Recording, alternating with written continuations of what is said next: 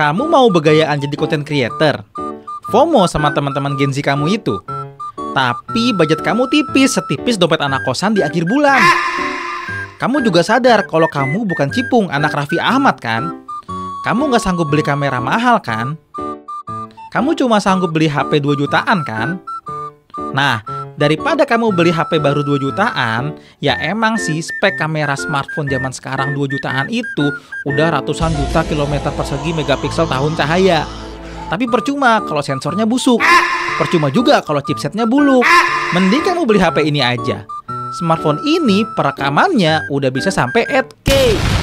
8K. 8K.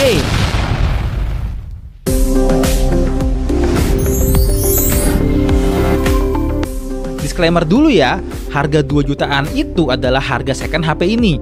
Dan harga tersebut gue lihat dari banyak yang jual ini HP di OLX. Kalau kalian nemuin di marketplace, terus harganya lebih tinggi dari ini, mungkin itu HP baru tapi stok lama. Jadi harganya lebih tinggi. Lanjut ya. Ini HP keluaran tahun 2020 akhir-akhir. Jadi tahun ini usianya mau 4 tahun. Bentar lagi mau masuk TK dia nih. Tapi ya, dengan harga second yang 2 jutaan, dibandingkan kalian beli HP baru yang speknya sangat di luar angkasa gitu ya. Ya gue sih lebih rekomen HP ini aja.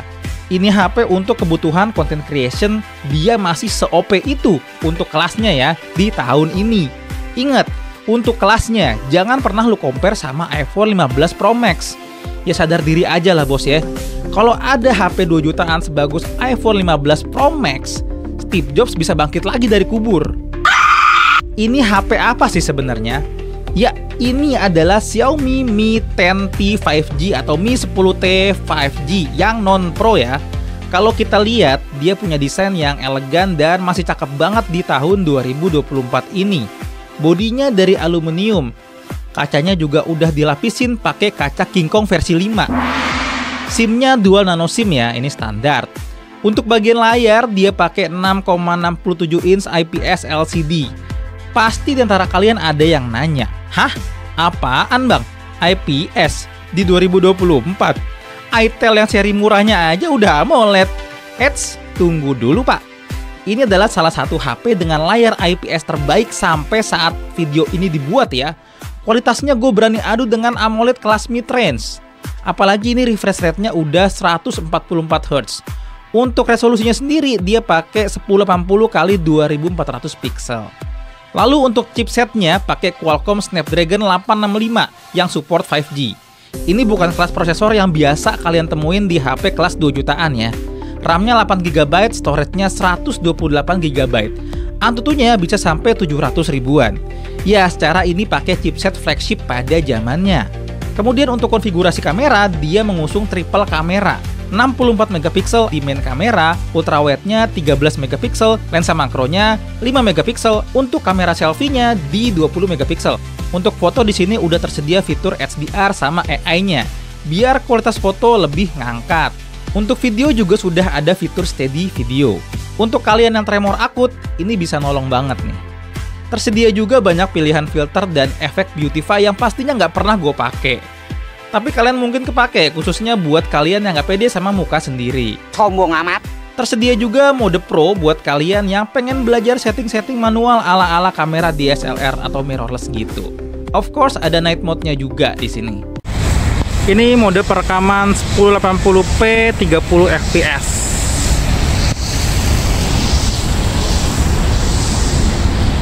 Kita lihat dynamic range-nya ke langit. Oke, ke bawah cukup baik. Ini masih 30 fps 1080p. Kita coba agak lari ya.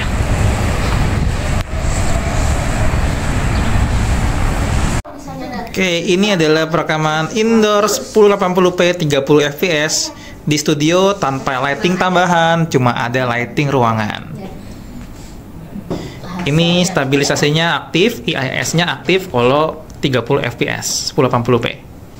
Coba lari. Dan ini mode perekaman 1080p 60 fps. Kita lihat dynamic range-nya, langitnya. Kita ke bawah. Cuma kelemahannya untuk yang 60 fps 1080p ini adalah tidak ada IIS-nya, alias IIS-nya tidak nyala ya. Jadi agak getar-getar begini. Ini masih 60 fps 1080p. Kalau ini pasti off ya IIS-nya. Jadi kalau kita pakai lari begini, nah ya ini getar-getar gempa bumi ya. Bentar lagi tsunami Jepang nih. Ini untuk 60 fps-nya masih di 1080p. IIS-nya mati kalau 60 fps 1080. Kita coba lari. Ya, seperti gempa Jepang ya. Ini 4K 30 fps. Ini IIS-nya nyala. Kita lihat dynamic range-nya dari langitnya. Oke, lalu ke bawah. Di capture dengan sangat baik. Kita lihat detailnya.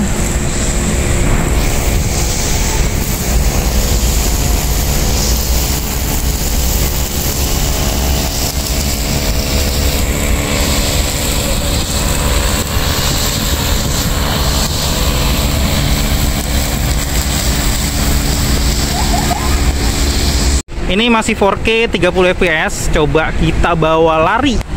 Agak sedikit lari ya. Ya ini IIS-nya masih sangat bekerja dengan baik, walaupun ya agak-agak jitter-jitter sedikit lah. Tapi walaupun begitu kan nggak mungkin tadi seperti yang gue bilang kalian akan pakai ini buat lari terus kan. Ini 4K 30 fps. IIS-nya aktif. Jadi kalau kita lari kayak gini dia masih lumayan stabil walaupun sedikit ada jitternya. Dan ini adalah 4K 60 fps. Kalau 60 fps pasti dia tidak nyala ya IIS-nya. Jadi rada getar-getar kayak gini. Kita lihat dynamic range-nya. Langitnya oke. Ke bawah. Ini masih 4K 60 fps. Nah, kalau misalnya dibawa lari, ini IIS-nya nggak nyala kalau 60 fps. Kalau 30 itu tadi nyala. Nah, kalau lari begini, nah ini ya. Nah, kan? Gempa kan? Nah, gempa bumi dia. Coba lihat. Tuh, gempa bumi. Cuman kalau misalnya kalian mau bikin video still kayak gini, diem begini, ini bagus banget loh. Tuh, lihat. Panningnya smooth banget. Secara 60 fps dan 4K. Ini 4K 60 fps-nya, IIS-nya mati. Ya, jadi agak gempa gitu kalau kita lari. Cuman kalau di 4K 60 fps ini disaranin buat still aja. Jadi cocok buat video monolog ataupun talking head gitu. Dan ini adalah resolusi tertinggi yang bisa dicapai oleh smartphone ini, 8K 30 fps. Kita lihat dynamic range-nya.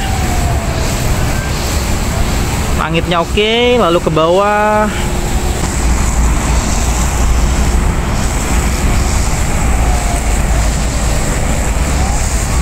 Ini masih 8K 30 fps. Jadi kalau misalnya kalian pakai mode ini sih gue saranin still aja. Jadi bisa dapet clarity dari gambarnya, bisa lebih dapat kualitas yang lebih baik. Tapi jangan dipakai buat lari begini. Ya, ini gempa bumi juga lah ya.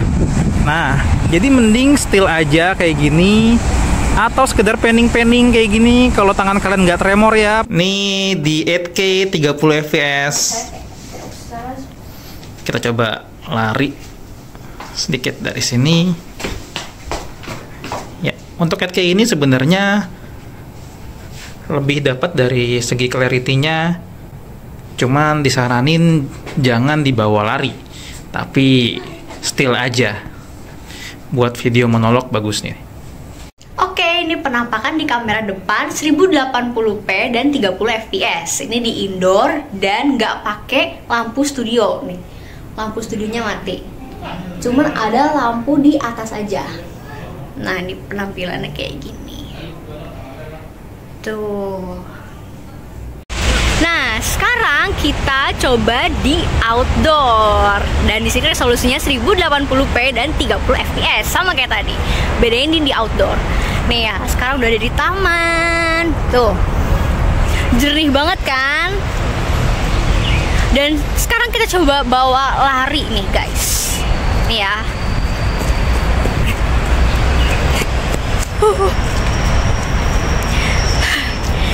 Seperti itu kalau dibawa lari.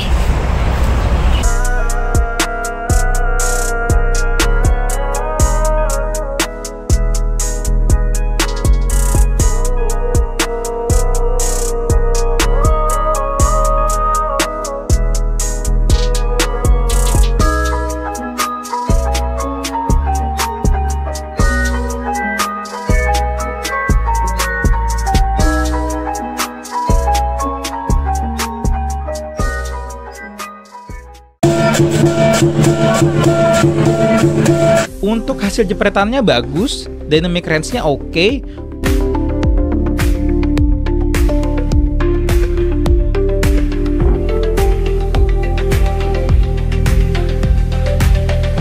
Portrait selection objeknya juga cukup rapi. Tapi PR-nya paling kalau ketemu backlight yang parah aja, apalagi kalau potret yang membelakangi matahari. Di low light juga oke, asal jangan foto di kuburan atau di tempat jin buang anak ya, yang mana cahayanya itu minim parah. Overall, selama cahayanya proper, at least cahayanya cukup ya. Ini udah oke banget. Oh ya, ada juga fitur-fitur keren lainnya di smartphone ini, kayak short video, panorama, dual video, slow motion, time-lapse, long exposure, vlog. Nah, ini yang keren nih. Jadi buat kalian yang pengen buat highlight singkat kayak perjalanan vlog kalian gitu, tapi masih males ngedit, di sini udah disediain color grading dan style otomatis. Satu lagi fitur uniknya, yaitu clone. Jadi kalian bisa buat video lucu-lucuan ala-ala Upin Ipin kayak gini. Dari sektor performa sendiri ya nggak usah diragukan lah ya. Secara ini chipset flagship pada masanya. Jadi gaming-gaming mah pasti aman. Dari semua kelebihannya tentu aja ada pertimbangan buat beli HP ini di tahun 2024. Pertama, ini Android-nya mentok di 12 aja, nggak bisa upgrade lagi. Ya iyalah, ini HP 4 tahun lalu. Terus yang pastinya, kalau second ya baterai health-nya nggak akan 100%. HP ini juga lumayan langka untuk second-nya. Gue cuma nemu di OLX, di marketplace oranye dan hijau agak susah. Ada sih, cuman kayaknya stok lama ya. Jadi HP baru stok lama, jadi harganya pasti lebih mahal.